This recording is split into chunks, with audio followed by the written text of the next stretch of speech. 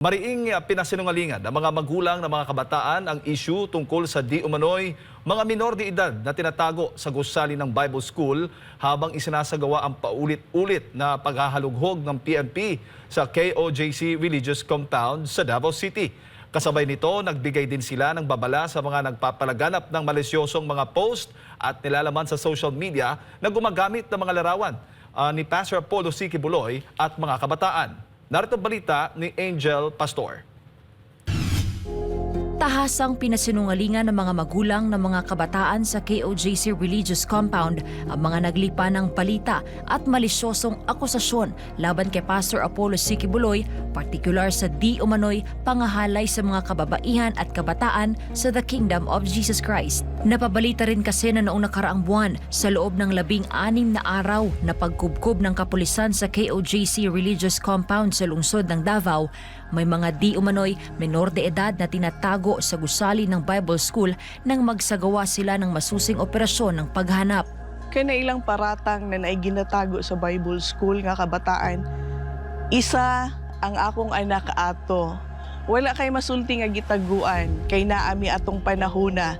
Wala lang mo nangutana kung kinsa ang ginikanan.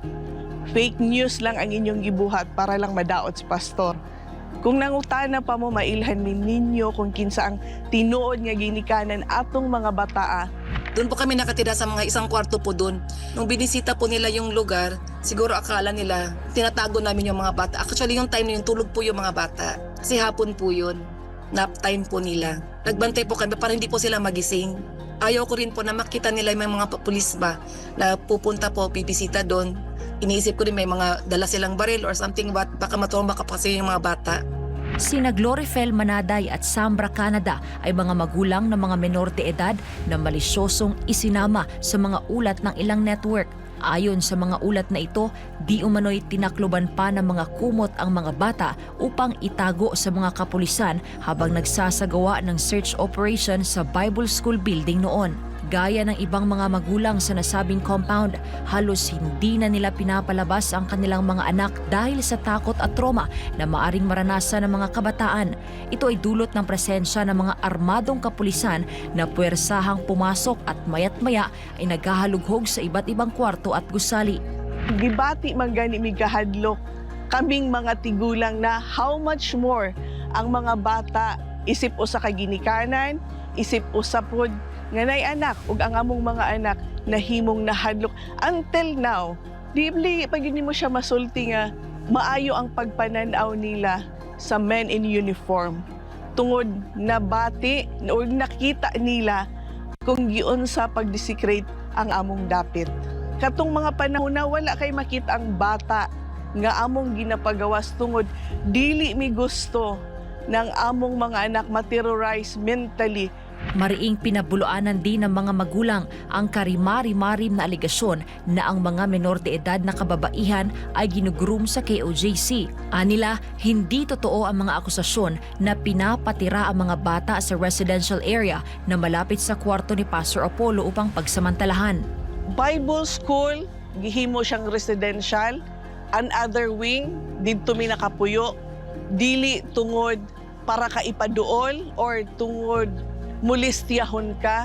Experience sa akong pagkainahan na ako'y anak nga babae duha ka buok, na ako'y anak nga lalaki duha ka buok. Experience kung kinsay nagtudlo sa ako mag-alaga og anak, magpadako og tarong, walay lain kung di ang among pastor. Unsaon pagpadako nga mahigugmaon, matinabangon, gikan na tanan kay pastor.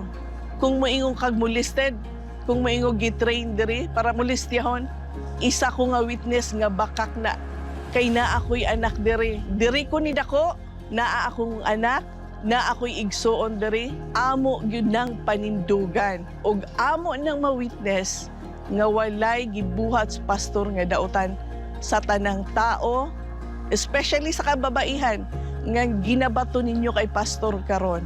Samantala, marami ang gumagamit ng mga litrato ng mga kabataang kasama ni Pastor Apollo upang lumikha ng malisyosong posts at content sa social media. Kabilang narito ang mga larawan ng anak ni Sambra. Pag marumi po kasi yung utak natin, lumalabas po sa bubig natin, marumi din. So, wag po sana natin gawin na na malisyoso yung mga pictures ng mga bata. Kasi po, hindi niyo po alam behind that scene kung ano po yung naging feelings ng bata. May mga missing pieces po kasi along the way sa bata na wala po yung father niya. Ni-replace po ni Pastor. Sana po yun po na makita ninyo. Sana kung pwede lang mag-explain, kung pwede lang namin ipakita sa inyo yung buhay namin dito. Kasama si Pastor, kasama ng mga bata. Ang layo po talaga ng mga accusations nyo kay Pastor. Sa totoo lang po talaga. Malayong malayo po talaga.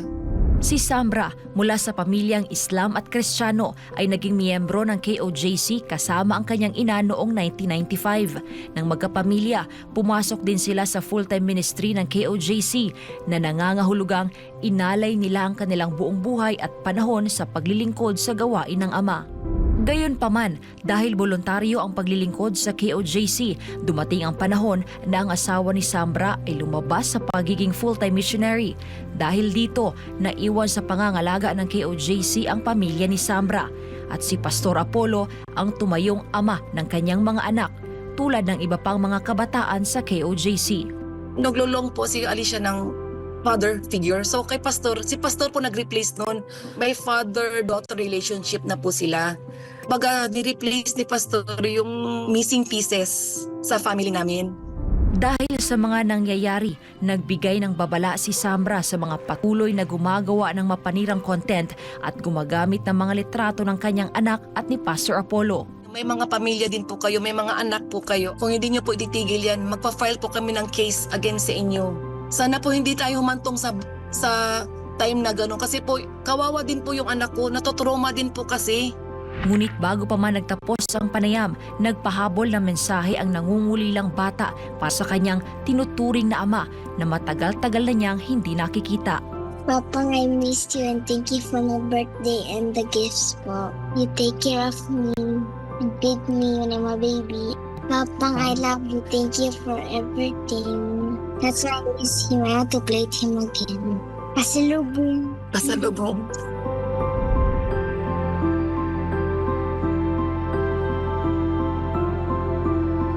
Ay, very nice. Papa mo? Papa ni Alicia. Papa and Alicia. Wow, with red shoes.